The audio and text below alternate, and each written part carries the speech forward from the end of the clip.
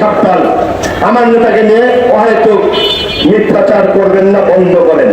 হাসিনার ভিতরে লড়ছি আমরা 17 বছর, এই ইন্দুরের গঠনের ভিতরে আপনারা ছিলেন, আমরা না। বাংলাদেশ জাতীয়তাবাদী দল, যেই দলের সাথে আমার সম্পর্ক, আত্মার সম্পর্ক, আপনাদের সম্পর্ক, পরিবারের সম্পর্ক, 17 বছর কষ্ট করেছে এই দলের জন্য।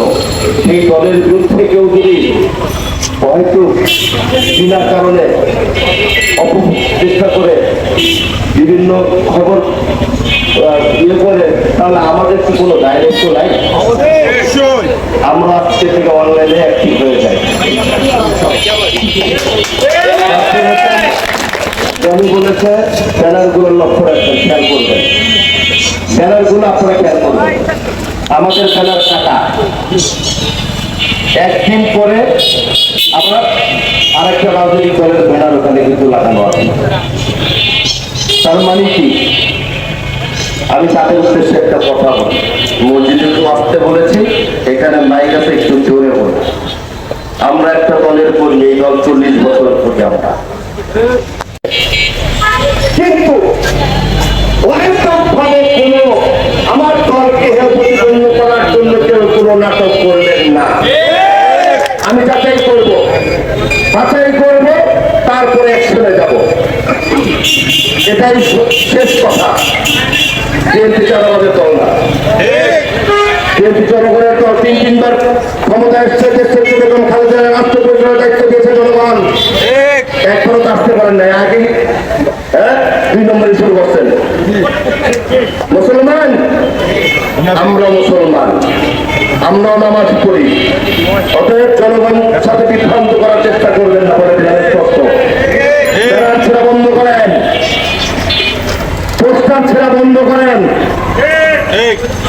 একজনের ব্যানার কেটে আরেকজনের ব্যানার লাগাবেন না। ওখানে শহীদ রাষ্ট্রপতি জিয়াউর রহমানের ছবি আছে, শফিকুল ইসলাম মিল্টনের শুধু ছবি নয়, মাথায় রেখেন, বলে গেলাম আজকে, বেশি বাড়াবাড়ি করবেন না, মানসিক ভদ্রভাবে বলে গেলাম। 40 বছর রাজনীতি করেছি, রাস্তায় গুলি খেয়েছি, কি খাইছেন? হ্যাঁ, কেউ খুঁজে দেওয়া পায় না আপনাদের। আপনাদের দল করেন, আপনার কে এলাকার মানুষ চিনে? যারা ঠিক করে তাদের সবাইকে চিনে, ভালো হিসাবও চিনে, কিছু খারাপ হিসাবও চিনে, কিন্তু আপনাদের পাশের বাড়ির লোকরাও চিনে না। ভালোভাবে চলে যাই। আমি জানি আজকের পর থেকে এইটা করতে অনলাইনে 2 নম্বরে শুরু করবেন, এইটা আমি জানি।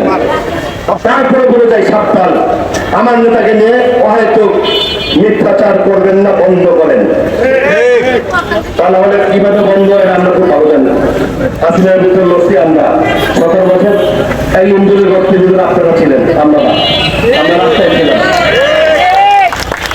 আর এই যে গাছ সামনে, এই গাছগুলো যেখানে যেখানে লাগাবো, আমার দলীয় নেতা কর্মীকে আমরা নির্দেশ দিয়ে গেলাম, গাছ পাওয়া দিতে হবে।